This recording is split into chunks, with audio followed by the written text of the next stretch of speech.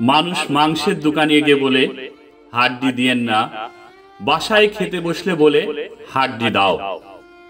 ঠিক বিবাহ করতে গেলে রূপ খোঁজে, আর বিয়ের পরে গুণ খোঁজে। কি আজব বিষয়! মানুষ এক অদ্ভুত প্রাণী। একটি অচেনা পথে কয়েকবার হাঁটলে সে পথটি চেনা হয়ে যায়, কিন্তু মানুষকে যুগ যুগ ধরে দেখেও আসল মানুষ চেনা বড় দায়। সময় বাঁচিয়ে আপনি যাকে সময় দিতেন, সে একদিন আপনাকে বুঝিয়ে দেবে ব্যস্ততা কাকে বলে। বর্তমান সমাজে বেঈমান আর স্বার্থপর মানুষরাই দেখছি বেশি ভালো আছে, কিন্তু জীবন যুদ্ধে হেরে যাচ্ছে শুধু সৎ ও বিশ্বাসী মানুষগুলোই। সব কষ্ট সহ্য করা যায়, কিন্তু নিজের ভালোবাসার মানুষের পাশে অন্য কেউ এটা কখনোই সহ্য করা যায় না।